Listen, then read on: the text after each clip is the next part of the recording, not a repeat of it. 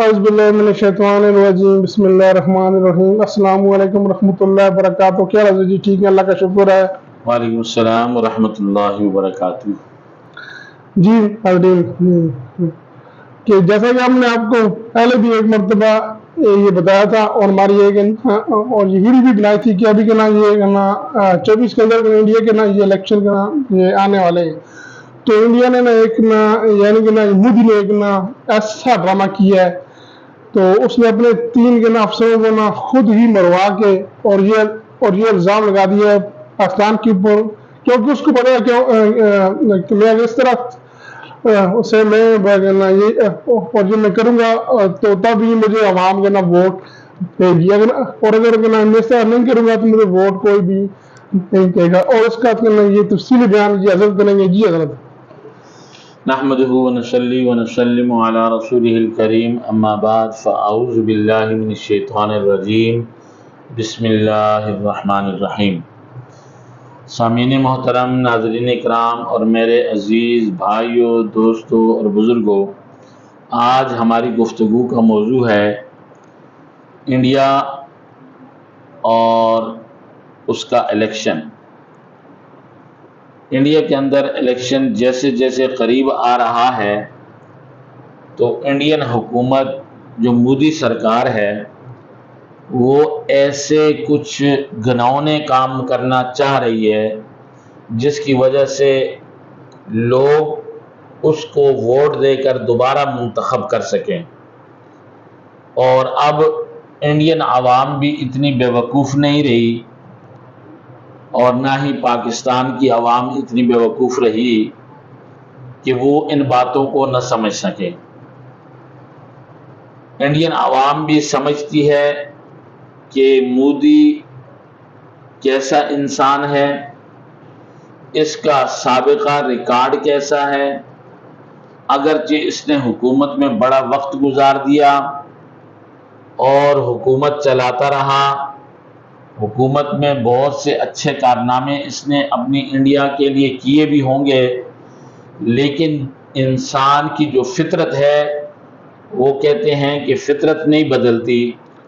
تو اس کی خاصیت اور اس کی صفت اور عادت یہ ہے کہ یہ ہمیشہ اس کے ہاتھ خون سے رنگے ہوتے ہیں اور اس کے منہ کو خون لگا ہوتا ہے۔ یہ کہیں پر مسلمانوں کا خون بہانے کے لیے کچھ بھی کر سکتا ہے، کہیں سکھوں کا خون بہانے کے لیے کچھ بھی کر سکتا ہے، اور کہیں اپنے ہی ہندوؤں کا خون بھی بہا لیتا ہے، اور اس میں یہ کسی قسم کی ہچکچاہٹ محسوس نہیں کرتا، اس لیے کہ یہ ایسا قاتل ہے اور ایسا خون آلود اس کے ہاتھ اور اس کا منہ ہے کہ جس کی وجہ سے اسے کسی کا بھی خون بہانے میں کسی قسم کی کوئی ہچکچاہٹ محسوس ہوتی نہیں۔ اس لیے اس نے ایسی ایک پلاننگ کی کہ اپنی ہی آرمی کے چند افسران کو قتل کروا کے اور ان کے قتل کا جو تمام ملبہ تھا وہ پاکستان پر ڈالنے لگے، پاکستان کے آرمی پر ڈالنے لگے، اور پھر ان مجاہدین پر ڈالنے لگے کہ ان کو آرمی سپورٹ کرتی ہے اور ان مجاہدین نے یہ کام کیا ہے۔ اگر تمہاری افواج اتنی کمزور ہے کہ وہاں اگر تمہاری نظر میں دہشت گرد گھس کر وہ تمہاری انڈین آرمی کے اتنے بڑے افسران کو قتل کر دیتے ہیں تو تف ہے تمہاری انڈین آرمی پر، اور اگر تمہارے ہی افسران کو وہاں قتل کر دیا جاتا ہے اور وہ دہشت گرد پکڑے بھی نہیں جاتے، مارے بھی نہیں جاتے، اور ان کا الزام تم پاکستان کے سر لگاتے ہو یا پاکستان کی آرمی کے سر دھرتے ہو یا مجاہدین کے سر پر لگاتے ہو، جس طرح بھی کرو گے، اب یہ انڈین عوام تمہاری اس سبز باغوں کے اندر آنے والی نہیں ہے۔ انہیں پتا ہے کہ انہوں نے خود اپنے بندے مروائے، اپنی آرمی کے افسران مروائے، اور ان کا الزام اب پاکستان آرمی پر یا دیگر لوگوں کے اوپر یا دہشت گردوں کے اوپر لگانا چاہتے ہیں۔ لیکن یہ بات یاد رکھو کہ انڈیا کچھ بھی کرے، انشاءاللہ العزیز نہ تو ہماری آرمی کو بدنام کر سکتا ہے، نہ ہماری آرمی کو اس کے مورال کو نیچے لا سکتا ہے، نہ ہی ہماری آرمی کو کمزور کر سکتا ہے۔ ہماری آرمی الحمدللہ پہلے بھی دنیا کی نمبر 1 تھی، آج بھی دنیا کی نمبر 1 ہے، اور جب تک رہے گی انشاءاللہ نمبر 1 ہی رہے گی۔ اور پھر ہماری آرمی ایسی لچے کام نہیں کرتی جیسا کہ یہ لوگ سوچتے ہیں یا کرتے ہیں، کہ اس طرح تمہارے انڈین آرمی کے افسران کو تمہارے ہی دفاتر کے اندر، تمہاری بیرکوں میں، تمہاری چھاونیوں کے اندر وہاں قتل کر دیا جائے، اور وہ قتل کرنے کے بعد وہ کہیں کہ بھئی یہ بھی نہ مانیں کہ ہم نے نہیں کیا۔ تو ہماری آرمی ایسی نہیں ہے، کہ بلکہ جو کام کرتی ہے تو ڈنکے کی چوٹ پر کرتی ہے کہ یہ ہم نے کیا ہے، اور جو نہیں کرتی تو چاہے اس کا جتنا ملبہ بھی تم ان پر ڈال دو، تو انشاءاللہ پاکستان کی آرمی ایسے چھوٹے موٹے کام نہیں کرتی۔ جہاں تک بات ہے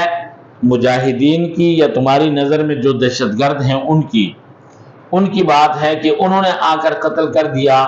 تو پھر تمہاری آرمی سو رہی تھی؟ تمہاری آرمی کیا وہ بچوں کی آرمی ہے؟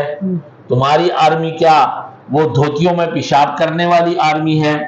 کہ جن کا پاخانہ نکل گیا اور دہشت گردوں کو دیکھ کر اپنے 3 افسران کو مردار کروا دیا، اور کہنے لگے کہ بھئی یہ تو ان کے لوگوں نے کر دیا، یا آتنکوادیوں نے کر دیا، دہشت گردوں نے کر دیا، یا مجاہدین نے کر دیا جن کو پاکستان آرمی سپورٹ کرتی ہے؟ ایسی کوئی بات نہیں ہے، بلکہ یہ ان کا اپنا کیا دھرا ہے، اور انہوں نے خود یہ کام کرنے کے بعد اس کا الزام پاکستان پر لگایا، اور لگانے کے بعد اپنے مورال کو بلند کرنے کے لیے اور اپنے آپ کو اونچا کرنے کے لیے اور اپنے آپ کو پاک اور صاف کرنے کے لیے اپنی عوام سے ووٹ لینے کی خاطر یہ الزام پاکستان پر لگا دیا، حالانکہ خود یہ کام کرنے والے ہیں۔ اس کے علاوہ جو یہ اب عنقریب ایک کانفرنس کرنے والے ہیں جسے G20 کا نام دیا جا رہا ہے، جس کے اندر بڑے بڑے ممالک ہیں اور وہ آ رہے ہیں، اور معیشت کی دوڑ میں انڈیا جو ہے ان کے ہم پلہ ہو رہا ہے اور ان کے ساتھ چل رہا ہے، جس میں پاکستان نہیں ہے، اس لیے کہ پاکستان کی معیشت تھوڑی سی برباد ہو چکی ہے یا خراب ہو چکی ہے۔ انشاءاللہ اللہ کرے گا یہ ٹھیک ہو جائے گی، اور اس سے بڑی بڑی کانفرنسیں انشاءاللہ العزیز پاکستان کرے گا، اور پاکستان کو اللہ بلند کرے گا، اس لیے کہ پاکستان تو کلمے کی بنیاد پر حاصل کیا ہے۔ جس طرح اللہ نے کلمے کو ہر کچے پکے مکان میں داخل کیا ہے اور کلمے کی آواز کو کتنا بلند کیا ہے، اسی طرح اللہ اس پاکستان کو بھی بلند کرے گا اور اس کو بھی قیامت تک قائم اور دائم رکھے گا، اس کی معیشت کو بھی اللہ مضبوط کرے گا۔ یہ سب چیزیں اللہ کی قدرت کے اندر ہیں، اللہ کے ہاتھ میں ہیں، وہ اللہ جیسے چاہے جس طرح چاہے کر سکتا ہے۔ اس میں یہ جو ہندو بریا ہے وہ ہمارا مقابلہ نہیں کر سکتا، اور نہ ہی پاکستان کا مقابلہ کر سکتا ہے، نہ پاکستان آرمی کا مقابلہ کر سکتا ہے۔ ہندو بنیوں کو اپنی تاریخ یاد کرنی چاہیے کہ ان کی دھوتیاں تو ان کی اپنی نجاست اور غلاظت سے پر ہیں، اور انہیں معلوم ہے کہ جب پاکستان کی آرمی یا پاکستان کے لوگ جب ان پر چڑھائی کرتے ہیں تو پھر ان کی کیا حالت ہوتی ہے، یہ سب کچھ تو انہوں نے کئی بار دیکھ چکے ہیں۔ تو اس کے باوجود بھی اگر یہ کام یہ کریں گے اور بار بار پاکستان کو بدنام کرنے کی کوشش کریں گے تو انشاءاللہ وہ وقت دور نہیں ہے کہ یہ جب انڈیا کیا کہ یہ پورا کا پورا خطہ جو متحدہ ہندوستان پہلے پاکستان کا حصہ تھا پھر انشاءاللہ العزیز ہو جائے گا، اور اس کو چاہیے کہ مودی کو اپنی حدود میں رہے اور اپنی حدود میں رہ کر جو کر سکتا ہے کرے، لیکن ہمارے پاکستان کو اور ہماری آرمی کو بدنام کرنے کی ناکام کوشش نہ کرے، اپنی عوام کو دھوکے اور فراڈ کے ذریعے سے اس سے ووٹ لے کر دوبارہ ان پر مسلط ہونے کے لیے یہ بڑی ناکام کوشش کر رہا ہے۔ تو اس لیے ہم سب کو چاہیے کہ ہم بھی چوکنا رہیں، ہماری آرمی بھی چوکنی رہے، اور ہمارے تمام کے تمام جو مسلمانان عالم ہیں، چاہے وہ ہندوستان میں رہنے والے مسلمان ہیں، ان سب کو چاہیے کہ آپس میں اتفاق اور اتحاد اور محبت اور یگانگت کی فضا کو قائم رکھیں۔ انشاءاللہ العزیز کلمہ بلند رہے گا، کلمے کے نام پر حاصل کیا ہوا ملک بھی انشاءاللہ بلند ہوگا، اس کی معاشیت بھی بلند ہوگی، اور اس کے ادارے بھی انشاءاللہ مضبوط ہوں گے، اور مضبوط سے مضبوط تر ہوں گے۔ اور انڈین آرمی کے خلاف ہماری صرف آرمی ہی کافی ہے۔ اگر آرمی ہی کافی نہ ہو تو ہمارا ہر مسلمان کلمہ گو پاکستانی آرمی کا ایک فرد اور جوان ہے، جو آرمی کے شانہ بشانہ انڈیا کی اینٹ سے اینٹ بجا دے گا۔ انشاءاللہ العزیز وہ وقت اگر آئے گا تو ہم اپنی آرمی کے ساتھ شانہ بشانہ کھڑے رہیں گے انشاءاللہ العزیز۔ اللہ ہم سب کا حامی و ناصر ہو۔ پاکستان زندہ باد، پاک آرمی زندہ باد، آگے صحیح زندہ باد۔